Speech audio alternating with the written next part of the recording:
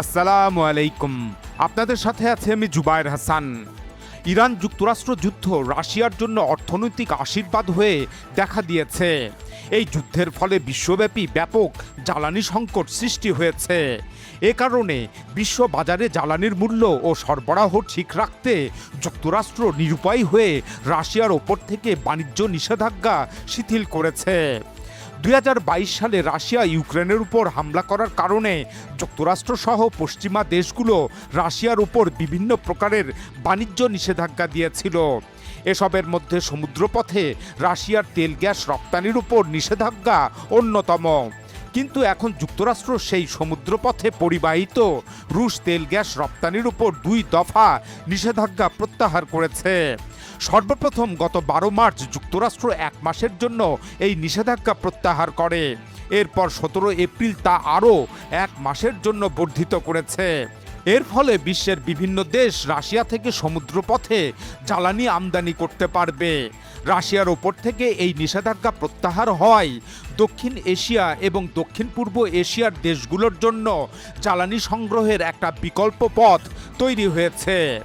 বস্তুত এই অঞ্চলের দেশগুলো যেমন ভারত, বাংলাদেশ, ফিলিপাইন, দক্ষিণ Korea, Japan, Vietnam, Malaysia, Pakistan ইত্যাদি সকল দেশ মধ্যপ্রাচ্যের জ্বালানির ওপর সবচেয়ে বেশি নির্ভরশীল। তাই হরমুজ প্রণালী বন্ধ হওয়ায় এ সমস্ত দেশের জন্য রাশিয়ার তেল গ্যাস ক্রয়ের একটা বিকল্প উপায় বেশ জরুরি হয়ে পড়ে। ফলে এ সমস্ত দেশ এবং বিশ্বের আরও অন্যান্য দেশ এবং এমনকি মার্কিন মিত্র কিছু দেশ এরা সবাই রাশিয়ার ওপর থেকে নিষেধাজ্ঞা শিথিল করতে যুক্তরাষ্ট্রের উপর অনুরোধমূলক চাপ প্রয়োগ করে। অতঃপর যুক্তরাষ্ট্র রাশিয়ার ওপর থেকে নিষেধাজ্ঞা শিথিল করতে বাধ্য হয়। তবে এক্ষেত্রে চীনের বিষয়টি ভিন্ন, কেননা চীন সেই 2022 সাল থেকেই রাশিয়ার ওপর যুক্তরাষ্ট্রের নেতৃত্বাধীন পশ্চিমা দেশগুলোর আরোপিত এক পাক্ষিক বাণিজ্য নিষেধাজ্ঞা মানেনি। এ কারণে রাশিয়ার ওপর থেকে মার্কিন নিষেধাজ্ঞা প্রত্যাহার কিংবা শিথিল করতে চীন যুক্তরাষ্ট্রকে কোনো প্রকার অনুরোধ করেনি। বস্তুত মার্কিন নিষেধাজ্ঞা উপেক্ষা করেই গত কয়েক বছর ধরে চীন স্থলপথে পাইপলাইনের মাধ্যমে রাশিয়া থেকে বিপুল পরিমাণ তেল গ্যাস আমদানি করছে। চীন ও রাশিয়া এই বাণিজ্যিক লেনদেন তাদের নিজস্ব মুদ্রায় সম্পন্ন করে থাকে। উল্লেখ্য যে চীন রাশিয়ার জ্বালানির সবচেয়ে বড় ক্রেতা। 2026 সালের মার্চ মাসের তথ্য অনুযায়ী রাশিয়ার মোট জ্বালানি রপ্তানি আয়ের প্রায় 43% এসেছে চীন থেকে। যাই হোক, পর্যবেক্ষকরা বলছেন যুক্তরাষ্ট্র রাশিয়ার জ্বালানি রপ্তানির উপর নিষেধাজ্ঞা শিথিল করার ফলে সাময়িকভাবে বৈশ্বিক তেলের সরবরাহ কিছুটা বাড়তে পারে। তবে ইরান যুক্তরাষ্ট্র যুদ্ধের ফয়সালা চূড়ান্তভাবে না হওয়া পর্যন্ত বিশ্বব্যাপী জ্বালানির সংকট থেকেই যাবে। আর এই সংকট রাশিয়ার জ্বালানি খাতের জন্য এক বিশাল আয়ের উৎস তৈরি করেছে। জ্বালানির বিশ্ববাজার স্থিতিশীল রাখতে যুক্তরাষ্ট্র রাশিয়ার ওপর থেকে নিষেধাজ্ঞার সাময়িক যে ছাড় দিচ্ছে তা রাশিয়ার রপ্তানি আয় বাড়াতে সরাসরি সহায়তা করছে। বিভিন্ন আন্তর্জাতিক গণমাধ্যমে প্রকাশিত পরিসংখ্যান অনুযায়ী মার্চ 2026-এ রাশিয়ার জ্বালানি রপ্তানি আয় প্রায় 52% বৃদ্ধি পেয়েছে। এই আয় প্রতিদিন গড়ে $839 মিলিয়ন পর্যন্ত দাঁড়িয়েছে। আন্তর্জাতিক জ্বালানি সংস্থার মতে মার্চ মাসে রাশিয়ার জ্বালানি পণ্য থেকে রপ্তানি আয় প্রায় দ্বিগুণ হয়ে $19 বিলিয়ন পৌঁছায়, যা ফেব্রুয়ারিতে ছিল মাত্র $10 বিলিয়ন। এর পাশাপাশি রাশিয়া এপ্রিল মাসে মার্চের তুলনায় অয়েল ট্যাক্স থেকেও দ্বিগুণ আয় করবে বলে ধারণা করা হচ্ছে। বস্তুত ইউক্রেন যুদ্ধের কারণে 2022 সালে যুক্তরাষ্ট্র সহ পশ্চিমা দেশগুলো রাশিয়ার ওপর যে বাণিজ্য নিষেধাজ্ঞা আরোপ করেছিল, ইরান যুক্তরাষ্ট্র যুদ্ধের প্রেক্ষাপটে তা কার্যত ব্যর্থ হতে চলেছে। এই যুদ্ধ এখন রাশিয়ার জন্য একটি বিরাট অর্থনৈতিক আশীর্বাদ হয়ে কাজ করছে।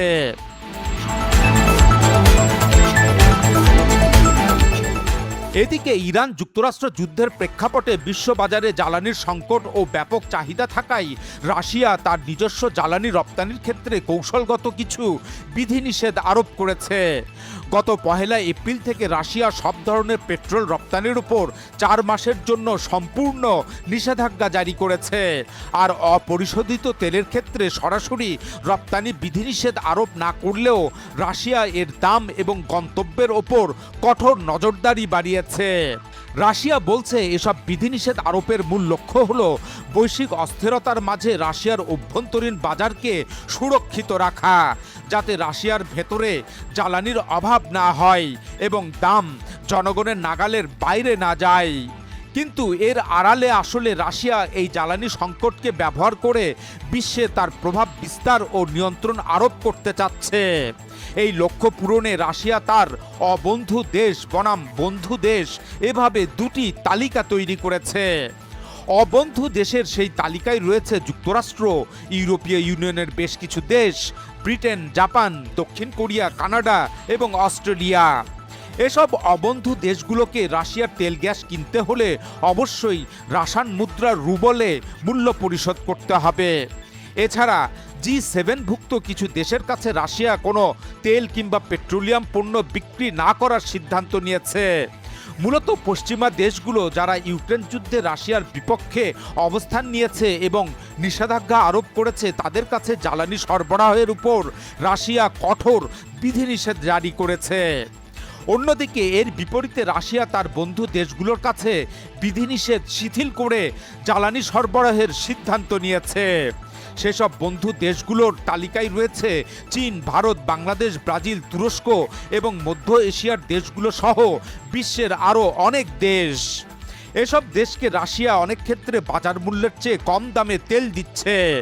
আর এসব বন্ধুপ্রতিম দেশগুলোর মধ্যে যাদের সাথে আগে থেকেই আন্তঃরাষ্ট্রীয় চুক্তি রয়েছে, তাদের ওপর 1 এপ্রিল থেকে জারিকৃত জ্বালানি রপ্তানির নতুন বিধিনিষেধ প্রযোজ্য হবে না। যেমন বেলারুশ, কাজাখস্তান, আর্মেনিয়া, কিরগিজস্তান, মঙ্গোলিয়া ইত্যাদি বন্ধুপ্রতিম দেশগুলো এর অন্তর্ভুক্ত। বস্তুত বিশ্ব জ্বালানি বাণিজ্যের চাবিকাঠি এখন রাশিয়ার হাতে। যুক্তরাষ্ট্র বিভিন্ন দেশকে রাশিয়া থেকে জ্বালানি আমদানির বিষয়ে যতই ছাড় দিক কিংবা নিষেধাজ্ঞা তুলে নিক না কেন, বাস্তবে রাশিয়া যদি সেসব দেশকে জ্বালানি সরবরাহ না করে, সেক্ষেত্রে তখন যুক্তরাষ্ট্রের ছাড় কিংবা নিষেধাজ্ঞা প্রত্যাহার মূল্যহীন হয়ে পড়বে। অর্থাৎ রাশিয়া জ্বালানি সরবরাহ না করলে মার্কিন নিষেধাজ্ঞা প্রত্যাহারে দেশগুলোর কোনো লাভ হবে না। তাই কোনো দেশের জন্য মুখ্য বিষয় হলো আগে রাশিয়ার সাথে জ্বালানি সরবরাহের চুক্তি করা অথবা রাশিয়ার গুড বুকে থাকা। এরপর মার্কিন নিষেধাজ্ঞা ছাড়া আদায়ের প্রশ্ন আসবে। সুতরাং এই বাস্তবতার কারণেই এখন যুক্তরাষ্ট্রের অনেক মিত্র দেশ রাশিয়ার সাথে আগেভাগেই একটি জ্বালানি চুক্তি করতে চাইছে। যেমন দক্ষিণ কোরিয়া, জাপান, অস্ট্রেলিয়া এরা রাশিয়ার অপরিশোধিত তেল কেনার জন্য প্রস্তুতি নিচ্ছে। এই 3 দেশ মূলত পশ্চিমা দেশগুলোর মিত্র হিসাবে পরিচিত এবং এরা 2022 সালে ইউক্রেন যুদ্ধ শুরুর পর রাশিয়ার উপর নিষেধাজ্ঞা আরোপের একনিষ্ঠ সমর্থক ছিল। অথচ এখন তারাই রাশিয়ার সাথে জ্বালানি সংগ্রহের জন্য চুক্তি করার দিকে ধাবিত হচ্ছে। যুক্তরাষ্ট্রের অপর 3 মিত্র দেশ ফিলিপাইন, থাইল্যান্ড এবং ভিয়েতনামও জ্বালানি সংগ্রহের জন্য রাশিয়ার সাথে চুক্তি করতে যাচ্ছে।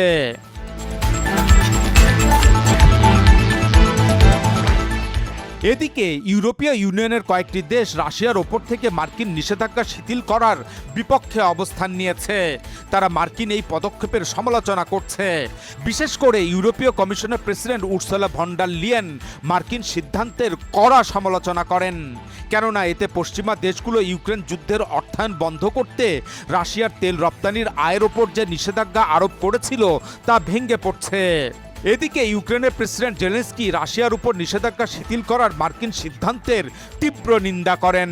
জেলেনস্কি বলেন, রাশিয়ার তেলের জন্য দেওয়া প্রতিটি ডলারই ইউক্রেনের বিরুদ্ধে পরিচালিত যুদ্ধে অর্থের যোগান দেয়।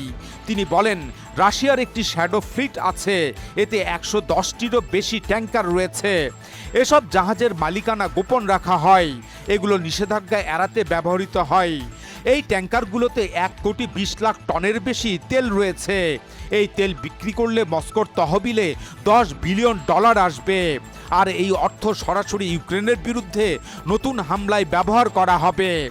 জেলেনস্কি আরও বলেন, গত এক সপ্তাহেই রাশিয়া ইউক্রেনের ওপর ব্যাপক হামলা চালিয়েছে।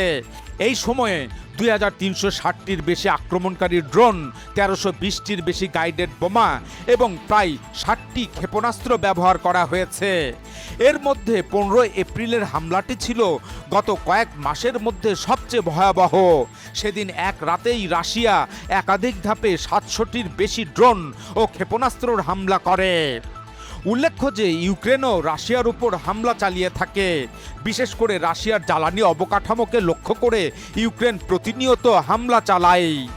বস্তুত রুশ ইউক্রেন যুদ্ধ এখন এমন এক অবস্থায় পৌঁছেছে যেখানে রাশিয়া ইউক্রেনের প্রায় 20% ভূখণ্ড দখলে নিয়েছে।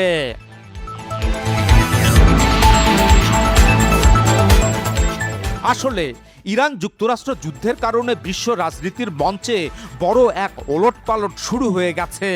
যে যুক্তরাষ্ট্র একসময় রাশিয়াকে অবরোধ দিয়ে কোণঠাসা করতে চেয়েছিল, আজ সেই যুক্তরাষ্ট্রই নীতিগতভাবে পিছু হটতে বাধ্য হচ্ছে। বিশ্বের সবচেয়ে শক্তিশালী দেশ যুক্তরাষ্ট্র আজ যেন রাশিয়ার তেলের কাছে নতজানু হয়ে পড়েছে। রাশিয়াকে নিষেধাজ্ঞা দিয়ে থামাতে না পেরে যুক্তরাষ্ট্র এখন উল্টো সেই রাশিয়ার দিকেই ফিরতে বাধ্য হচ্ছে। যদিও মার্কিন অর্থমন্ত্রী স্কট বেসেন্ট 17 এপ্রিলের দুদিন আগে দম্ভ করে বেশ জোর গলায় বলেছিলেন, বিভিন্ন দেশের জন্য রুশ তেল কেনার ওপর মার্কিন নিষেধাজ্ঞায় যে ছাড় ছিল তা আর নবায়ন করা হবে না। কিন্তু তিনিও শেষ পর্যন্ত ডোনাল্ড ট্রাম্পের মতোই পিছু হটেন।